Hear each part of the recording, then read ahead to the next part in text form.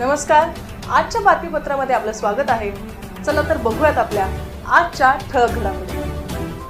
पुण्यातील प्रभाग 41 महमदवाडी येथील सामाजिक कार्यकर्ते, स्थानिक लोकप्रतिनिधी व नागरिकांच्या बऱ्याच वर्षांच्या अथक प्रयत्नांनंतर मुख्यमंत्री देवेंद्र फडणवीस व विविध मान्यवरांच्या उपस्थितीत पुण्यातील हडपसर मतदारसंघातील प्रभाग 41 महमदवाडी येथील दोराबजी मॉलजवळ उभारण्यात आलेल्या समान पाणी पुरवठा योजनेअंतर्गत पिण्याच्या पाण्याच्या साठवण टाक्यांचा लोकार्पण सोहळा व कोनशिला अनावरण समारंभ संपन्न झाला। यावेळी राज्याच्या उपमुख्यमंत्री सुनेत्रा अजित पवार, केंद्रीय राज्यमंत्री मुरलीधर मोहोळ, मंत्री चंद्रकांत पाटील, आमदार योगेश टिळेकर, आमदार भीमराव तापकीर, आमदार चेतन तुपे, पुण्याच्या महापौर मंजुषा नागपुरे, उपमहापौर परशुराम वाडेकर, विविध स्थानिक नगरसेवक आदी मान्यवर यावेळी उपस्थित होते। या पिण्याच्या पाण्याच्या टाकीच्या मागणीची पाणीपुरवठ्यासाठी सामाजिक कार्यकर्त्या जयमाला ढाणगीकर, सामाजिक कार्यकर्ते अंजर राणे देशमुख, हुसेन शेख, आतिक पठाण तसेच इतर सामाजिक कार्यकर्ते यांच्यासह अनेक स्थानिक नागरिक व पदाधिकाऱ्यांनी या मागणीसाठी सातत्याने पाठपुरावा केला होता। हा पिण्याच्या पाण्याचा प्रश्न सुटल्यामुळे या सामाजिक कार्यकर्ते व पदाधिकाऱ्यांनी समाधान व्यक्त केले आहे व आपण केलेल्या मागणीला यश आले आहे अशा भावना त्यांनी यावेळी बोलून दाखवल्या। आणि हा कार्यक्रम जो आताचा आहे हा मला असं वाटतं सगळ्यात महत्त्वाचा कार्यक्रम आहे। दोराबजी पॅराडाईज, त्याचबरोबर महमदवाडी, NIBM या सगळ्या भागामध्ये समान पाणी पुरवठ्याच्या अंतर्गत आज पाणी पोहोचतंय।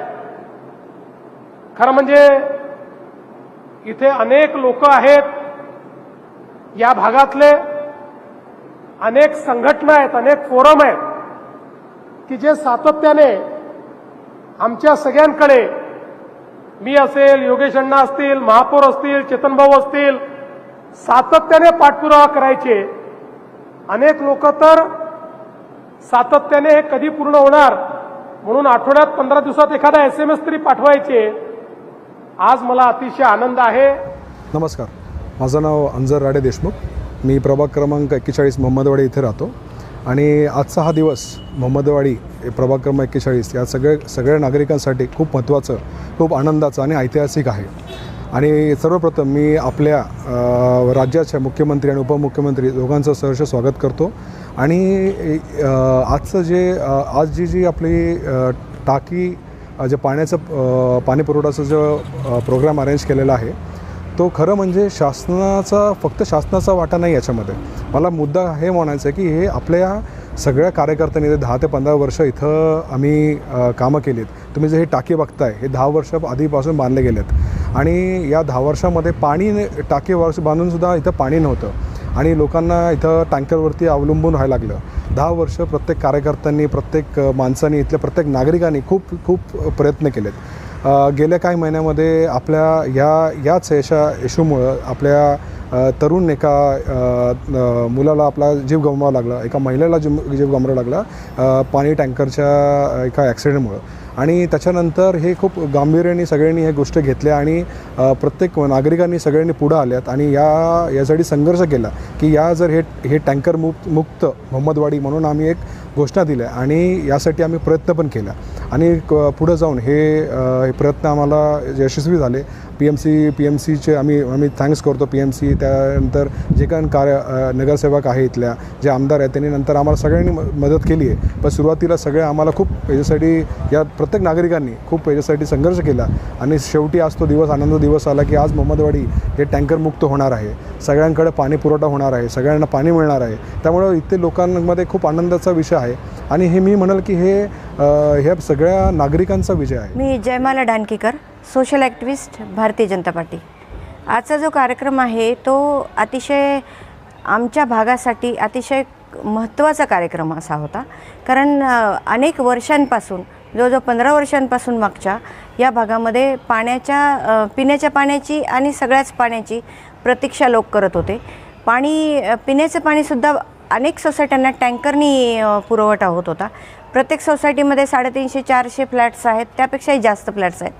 प्रत्येक ठिकाणी पाणी विकत घेऊन आणि PMCचं काही पाणी अशा प्रकारे पाण्याची व्यवस्था लोक करत होते।